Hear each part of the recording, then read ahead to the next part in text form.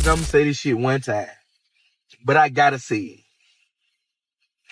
it. And we finna talk Atlanta. Let's talk ATL. One minute. One. All right, so straight out of Paterson, New Jersey, this dude's got to keep pushing his music and merch. Check all his links below. Can I hit Miss Jersey? Y'all murder vibes, man. So we got Twin Peaks. Not sure if you know what Twin Peaks is, but they own Fatburger and Twin Peaks. Well, they just filed for bankruptcy, which basically gives them a chance to reorganize and try to save stuff because creditors are coming for them. That's the only way to stop it. Dame Dash did something similar back in the day. If you don't know, Twin Peaks kind of replaced Hooters. Remember Hooters? Yeah, that whole model of restaurants is going out of style. And honestly, the economy's rough. It's going to take a while to recover. The past few years, with inflation out of control since the 2020 shutdown, it's been rough for people to make it. Pumping so much money into circulation, fewer goods and services, and inflation runs rampant. I'm sure you felt it at the grocery store. For almost 5 years now, it's been creeping up, hitting a breaking point. Energy bills? Crazy. Hard times all around. A lot of businesses are feeling it too. Higher costs for goods, harder to run operations, and honestly, some just can't cut it. That's why they filed. Hopefully they survive, but we'll see, because a lot of people depend on those jobs. Meanwhile, the Isley brothers finally got their star on the Walk of Fame. They deserve it. Apple's also shaking things up, planning to take a 30% cut from all Patreon creators just to stay on the App Store. Patreon was supposed to be creator-friendly, with most of the money going to the creator, but now that cut is huge. Let's say Joe Budden makes $20 million a year on Patreon, they'd be getting $3 million. That's insane. And then Patreon wants its cut on top of that. It's crazy, man. This is Big Meech Too Cool to Blog post, y'all. This is the new club he's got, partnered up with a guy who runs clubs. This is the 24K Golden Club, right? 24K Club in Miami. There's another one somewhere else. They're hoping that Big Meech being attached to this club will bring mad business. But here's the kicker. He's not getting the support from the people you'd expect. People are supporting, yeah, it's still Big Meech, but a lot got taken off from him with all the allegations. Tammy Cowan coming out, Cuffy coming out, and then 50 Cent eventually breaking all business ties, obviously moving forward with Terry and not Big Meech. So you'd think Rick Ross, being from Miami and standing next to him when he came home, which started a divide between Big Meech and 50 Cent, would stay involved, right? But nah, you haven't heard a peep from him. He used Big Meech to promote his car show, and that was it. Say he's done. T-Pain made it clear he doesn't believe Drake is washed up. He's probably just chillin', letting people appreciate the old music before dropping new tracks.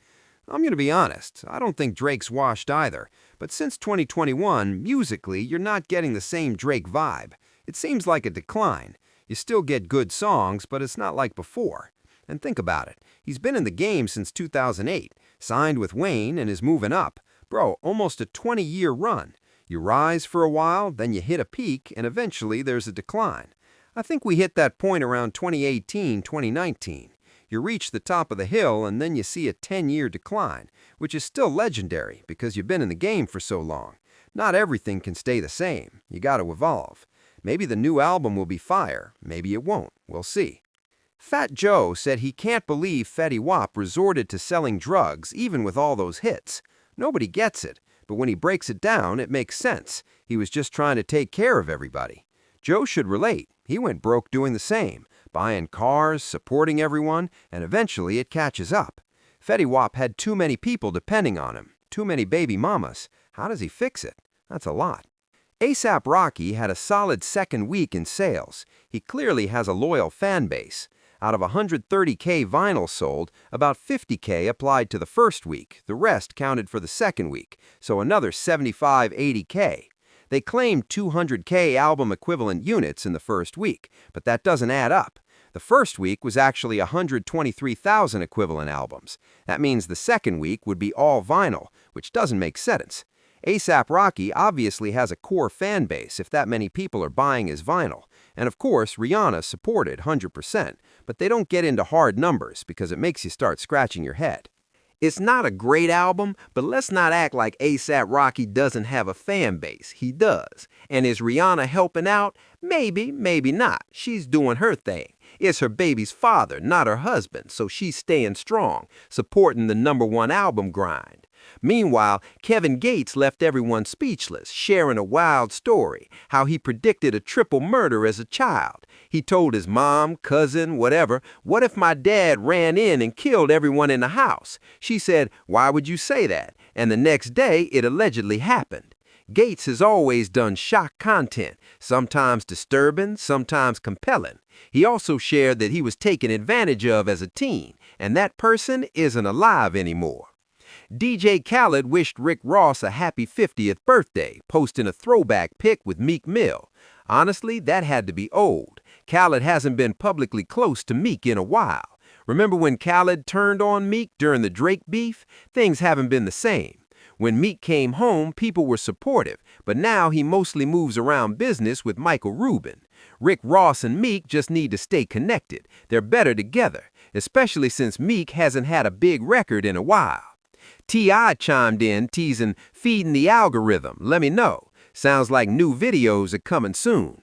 Russ is now the second highest certified independent rapper in RIAA history, showing off his plaques. Big respect there. Meanwhile, 50 Cent and Netflix are under fire for allegedly twisting a victim's story in the new Diddy doc. Clayton Howard has taken them to court over Sean Combs' The Reckoning, claiming his testimony was edited to misrepresent the narrative, portray Cassie Ventura as the victim, and suppress the fact that he was trafficked. Howard says this was done as part of Curtis Jackson's personal and business vendetta. We'll see how that plays out. Finally, Jody Breeze shared a message about Atlanta. If you don't know, Jody Breeze was the main character in Jeezy's old group, Boys in the Hood, before Jeezy rose to fame. He's got some history to remind us about the roots of the city's hip-hop scene. I'm gonna say this shit one time, but I gotta say it. And we finna talk Atlanta. Let's talk ATL.